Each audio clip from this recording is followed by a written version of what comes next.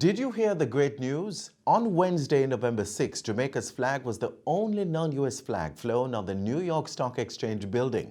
That's right, Wall Street's tribute to our country was in recognition of the island's stock market being the best performing stock exchange in the world. Yes, there are challenges, but there are also triumphs.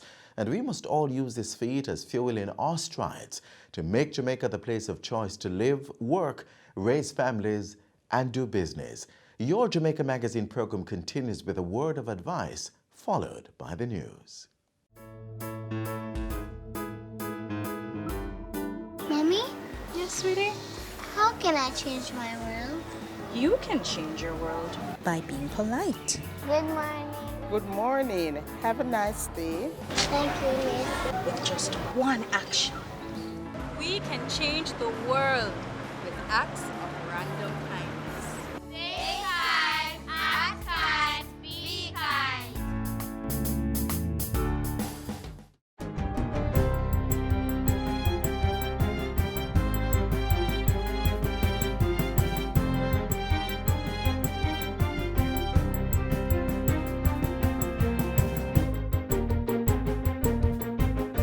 Good day, I'm Stephen McHugh, and this is your JIS News for Monday, November 11. The Ministry of Health and Wellness is advising the public that it continues to carry out testing of samples for the dengue virus that are sent to the National Public Health Laboratory. The ministry was responding to concerns of the shortage of dengue rapid test kits in the private healthcare system. In a statement, Chief Medical Officer Dr. Jacqueline Bisesa-McKenzie notes that the rapid test kits must be interpreted with caution, as the timing of dengue tests are key to the detection of the virus or the immune response caused by dengue. The Chief Medical Officer indicates further that the ministry does not use these kits for testing due to the considerable variability in the sensitivity and specificity of the kits. The Ministry of Health says the treatment of dengue fever is not dependent on a positive or negative test, and that all persons who display symptoms of dengue are to be treated and managed according to the symptoms that are present. Dr. Bisesa-McKenzie says all precautions must be taken, and patients and their caregivers should be advised appropriately to look for warning signs of severe dengue and take the necessary action.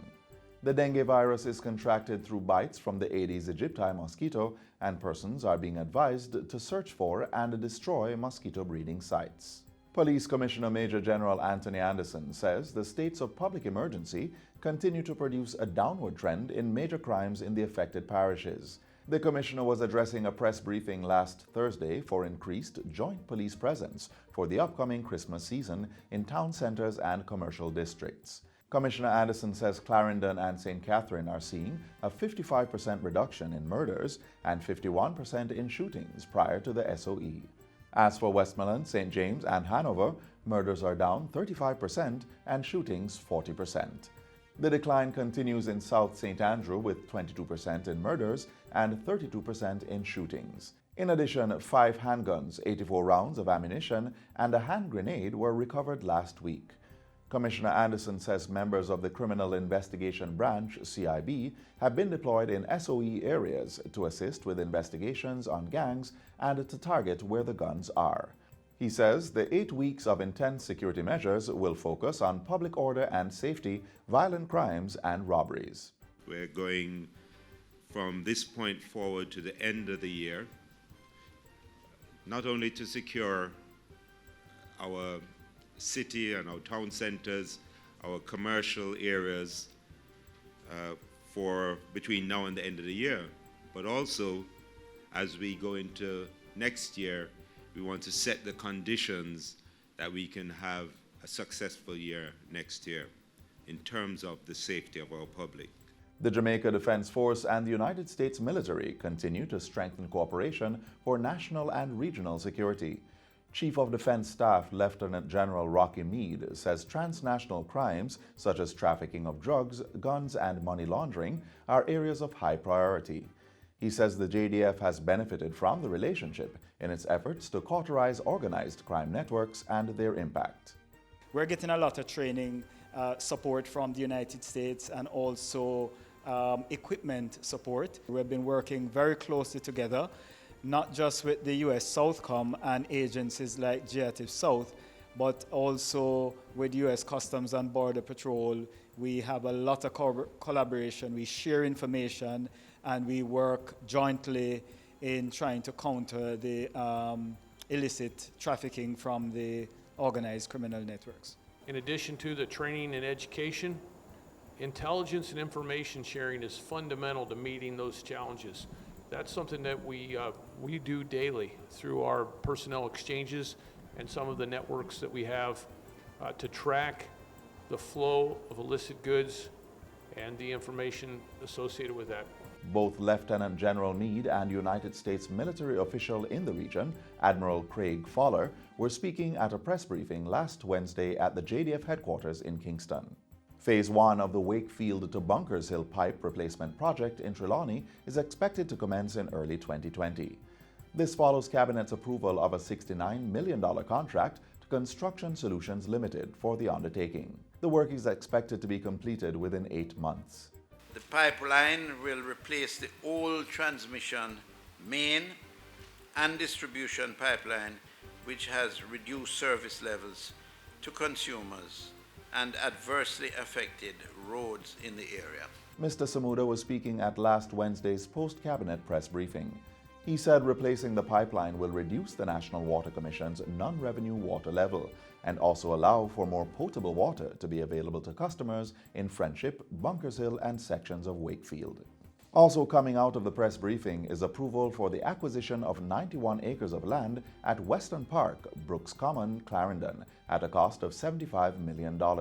This is to facilitate the regularization of informal settlers who currently occupy the property. There are actually approximately 380 households on the property.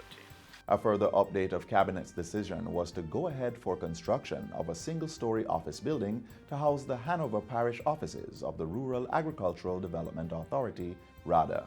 A $108.9 million contract has been granted to Morris Hill Limited to carry out the work. In addition, approval was given for the purchase of 3 properties at lots 2, 3, and 4 in Huntley, St. Anne at a cost of $19.5 million to relocate the Brownstown tax office. The current facility is inadequate for the staff complement and the 150 communities that are served. And finally, the Jamaica Fire Brigade, JFB, will be getting 400 pieces of protective clothing to bolster the capacity of firefighters to adequately respond to emergencies. Cabinet has approved the award of a $1 million contract for the supply of the bunker gears for the firefighters. The contract has been awarded to Bell Safety. The JFB is an agency of the Ministry of Local Government and Community Development. The role of the Jamaica Fire Brigade is to protect life and property from fire or other disasters within the island and its territorial seas. And that's it for JIS News Today. I'm Stephen McHugh. Thanks for watching.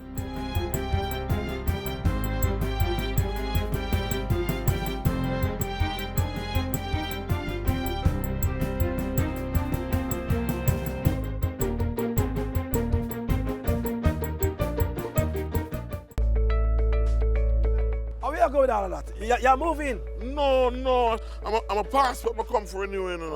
But you want me to show me no in that way full of corn and the long line I take you all day. Make sure you walk with some food. And... No man, things improve man. Them have a lot of drop box where you can use inside. You finish in no time. Yeah man, them are done.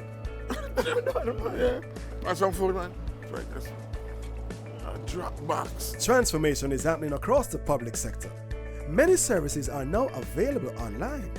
We are building a better public service for all. Brought to you by the Transformation Implementation Unit. Government has been working in earnest to transform Jamaica into a digital society. Hear how this will be achieved next. Hello and welcome to OPM Connect, the program that gives you an insight into government's plans, programs, and policies. I'm Naomi Francis. Today, we look at Jamaica, a digital society. We're pleased to be joined by members from eGov Jamaica Limited. And today we have with us Mr. Maurice Barnes, the CEO of eGov Jamaica. We also have Mr. Philip Freckleton, the department head for Security and IT Risk Management, and also Mr. Devon Sterling, the Senior Director of Operations and Support Services at eGov Jamaica Limited. Gentlemen, thank you so much for joining us. So let me start off with the CEO. Mr. Barnes, tell us really where we are with that project. All right, so as you mentioned, move to a digital society. There's certain infrastructure that needs to be in place in order to support that move. And as part of that, eGov being the implementation arm for ICT services and support for the government, we have actually embarked on some major projects for upgrade and retrofitted. As you can appreciate, we have a very large project which we dub GovNet, which is primarily for interconnectivity of government ministries, departments, and agencies.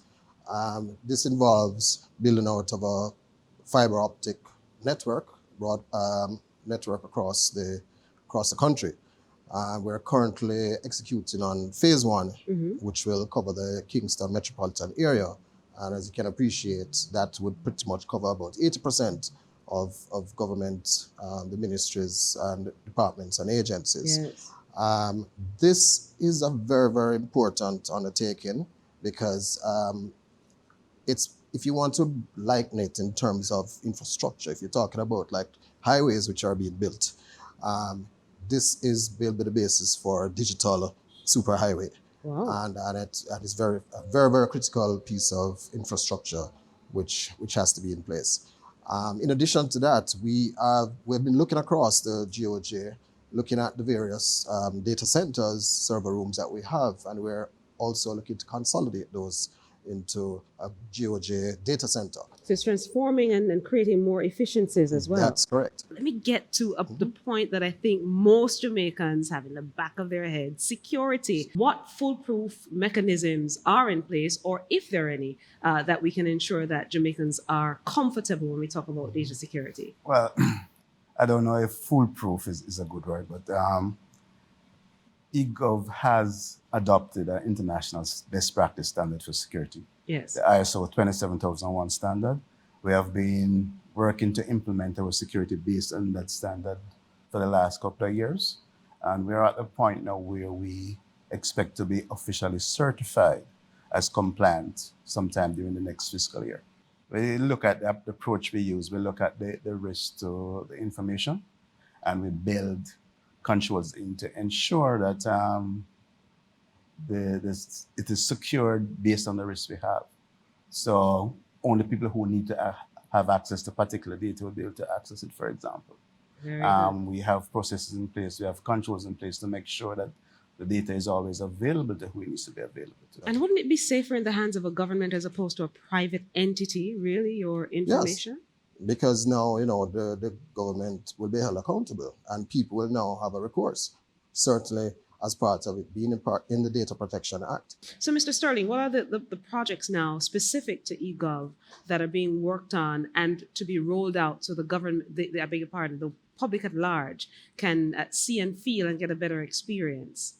Well, the two major projects, the CEO touched on them earlier, and that's GovNet, the government-wide ICT infrastructure to connect government entities, and the data center upgrade. Right. Those two are essentially geared towards improving service delivery of government. So this isn't a real raise that they might not see what is happening in the background.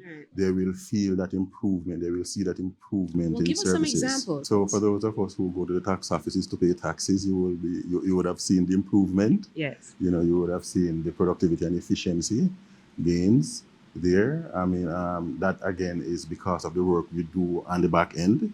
So whereas we don't interface directly with the public, the services that we provide to the entities that then provide services to the public, is felt.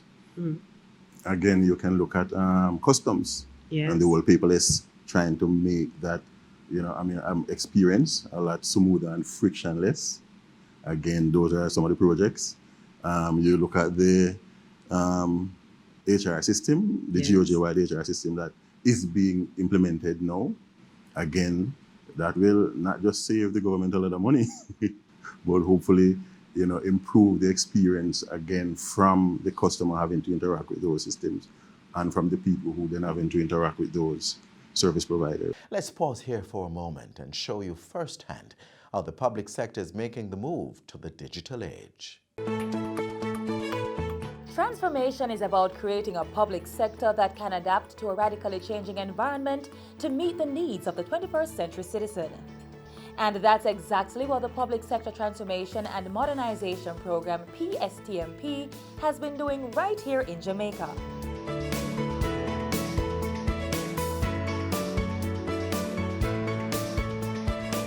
Public Sector Transformation and Modernization Program is a government-wide initiative managed by the Office of the Cabinet.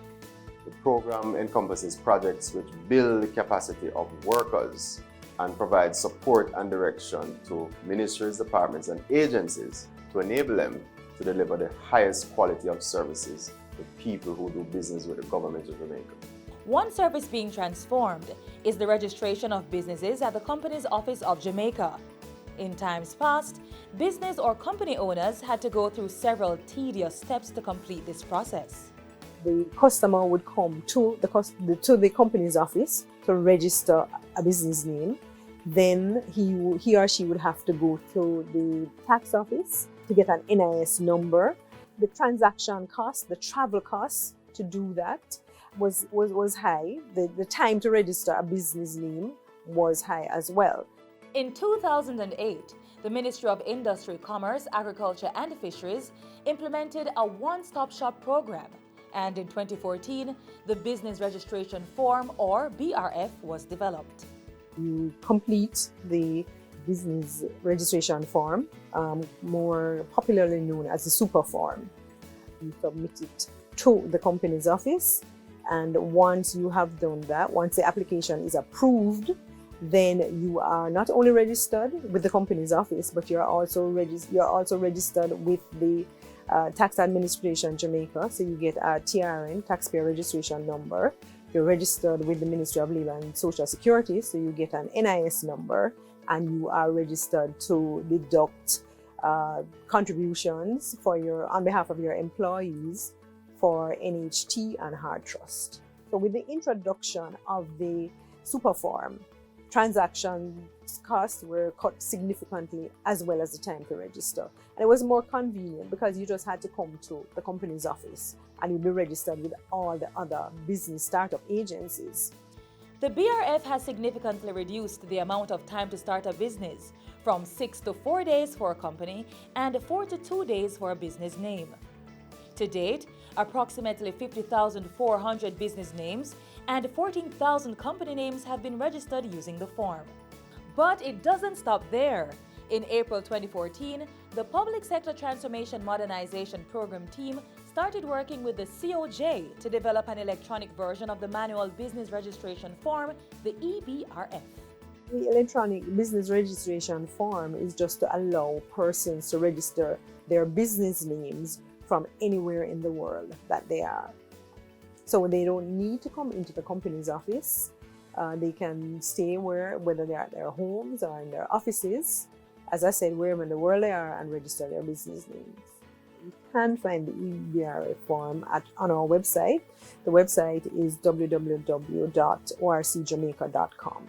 All that's needed is reliable internet access, a subscriber account with the COJ, an email address, a scanner for uploading documents, and information to register your business or company name. And for those who may not have access to a computer or internet service, the EBRF will be accessible through kiosks set up in revenue service centers across the island, as well as at the company's office in Kingston. So the kiosks are really set up to allow persons who do not have internet access otherwise to register their business names online. And they will be using the electronic business registration form. That is just an electronic version of the super form. There are 3 kiosks that will be placed at revenue service centers in Montego Bay, in Twickenham Park, and in the Constant Spring tax offices. Those are the first set. There will be other kiosks in the future. Once you have successfully registered your business or company name on the COJ website, you will get an update within 2 days. A notification will be sent to you via email that the COJ has completed the registration of your company or business name. The email will also include an electronic copy of the certificate of registration. You can then arrange for the registration certificate to be sent to you by courier, or you may pick up the certificate at the company's office. The international investing community as well as the local investing community, they look at the World Bank's Doing Business Index, in which it ranks country according to the seamlessness of doing business in order to mobilize investments. When an investor is thinking about investing, they look at that index. Now, the Companies Office plays an important role in the mobilization and creation of businesses. And one of the things that we want is to create business as efficiently as possible, because entrepreneurship is important to economic activity and the acceleration of economic growth. The Companies Office has space constraint, so they much rather people not come into the office in order to register their businesses, because it's a more efficient process. And that is why the electronic registry is so important, because we need to create more businesses in order to accelerate economic growth and to create more jobs in order to improve the quality of life of our people. The Public Sector Transformation and Modernization Program, PSTM, will continue to increase public sector efficiency and satisfaction, making Jamaica the place of choice to live, work, raise families, and do business. The EBRF is a project of the Public Sector Transformation and Modernization Program of Government and the Companies Office of Jamaica. The project is funded by the Inter-American Development Bank under the Public Sector Efficiency Program. For more information on the electronic business registration form, you can go online, www.orcjamaica.com. You can email us at costsupport@orcjamaica.com, or you can call us at 908-441-9223. Register your business online. Register your business from anywhere in the world. It's easy to register your business. Register your business at the Companies Office of Jamaica's website, orcjamaica.com. A message from the COJ and the Public Sector Transformation and Modernization Program of Government and the Inter-American Development Bank. We pick up with eGov Jamaica Limited as they share more information on the build-out of the state's IT infrastructure. Let's get down to some nitty-gritties then in terms of data connectivity and what eGov is doing to ensure that there's a seamless process there. Yeah, I could speak to that. We are currently working on a project to implement what we call JDXP, it's the Jamaica Data Exchange Platform. What this platform is, it's going to be a secure, fully redundant platform to allow the sharing of data and the transmission of information between entities within the government, as well as for approved private sector use. This is similar to looking at the Estonian model. In Estonia, they have what they call X-Road. And this is what basically their government is built on, which promotes the secure sharing of information. When our data protection law takes effect, the platform will also facilitate that particular act, in that it be able to monitor who has access to what data and to ensure that only persons who are authorized to access data can access data. If there are any breaches, those things can be detected on this particular platform. So it's something that we're working on. It's fully homegrown, and we, certainly before the end of the financial year, we'll have a version of it. Wow. It's also going to be the start of what we're looking at, what we call a once-only policy. Yes. Where we want to move to having information or data within government that only the owners of that data will be responsible for maintaining that data. So for example, and I think when it is that NIDS gets implemented, the personal information that's in NIDS will only be stored by NERA. And no other entity within government will be able to store that information or maintain that information. If you need that information, you'll have to access it. So in other words, when you do business with the government, the information that you give to one entity, you'll not be required to be able to give that to each and every entity multiple times. We're also looking at solutions for citizens as well, so talking directly to the citizens. So one of the major projects we're looking at right now is to have a sort of a e-participation, e-engagement mobile app and platform for citizens, which will allow citizens to interface with government, give ideas. They'll be able to submit issues and concerns. If you have potholes on your roads, if you have missing street lights, garbage collection, etc. And certainly we'd expect that the response time then would increase and improve. Exactly. So efficiency this is all something around. which we want to bring in all the stakeholders across GOJ to be a part of that platform. And that's something that we're coming out with very soon. You know, there's the Tax Administration of Jamaica. We're also working with them on a mobile app as well, which will allow, like you said, paying taxes much easier. We're working with national security. So I can pay my taxes from my cell phone. That's correct. And credit card, within and a that's couple it. of weeks, you should be able to go on and do your property taxes, and then we'll roll that out to traffic tickets. We're also working with the Minister of National Security, with the JCF as well, on other mobile capabilities for the police force. So we're doing quite a lot at eGov. We've recently starting to build out an innovation lab to sort of focus on these more citizen-centric applications. In closing then, let me start with Mr. Sterling in terms of looking at really this possibility of a digital society and how soon we can get there. The foundation of that is connectedness. And that's why you're here, we're talking about governance. You know, I mean, if people are able to connect, entities are able to connect, then, you know, we want it to be where that you can sit in the comfort of your home and do your business with government, right? For us to get there now, we have to have that infrastructure that facilitates that interconnectedness among all government service providers so that we can share information, share databases, and make that experience available to the public. I couldn't give you a definite date. There are projects that are in executing phase now that will make some of these services come online faster. Mr. Freckleton, I come to you because everybody always talks about security, security, security. And so as we close, your last words on this issue of security and ensuring that our data is protected as well. I think the citizens can be assured that at eGov, we are doing everything that needs to be done to ensure that the data that we hold is secure. All right. And so, CEO, you get the final word, you know. For those who are skeptics, really, what would you say as we close?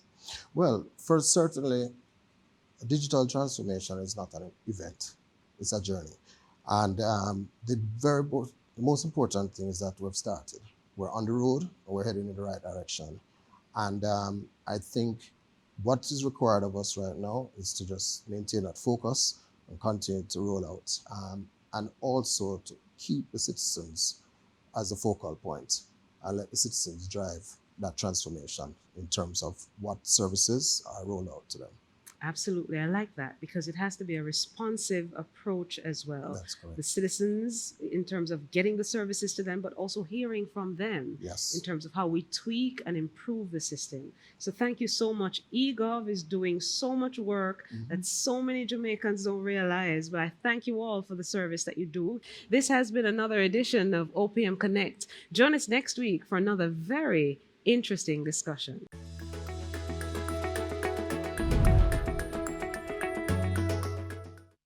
And that's all the time we have on this station, but only for today. We return tomorrow with another program packaged with you in mind. Be sure to join us online. There's gis.gov.jm, YouTube, Facebook, Instagram, and of course, there's Twitter. We also have a free mobile app that's available for download in your app stores. On behalf of the entire team here at the GIS, I'm Adrian Atkinson. Do take care. This has been a production of the Jamaica Information Service, the voice of Jamaica.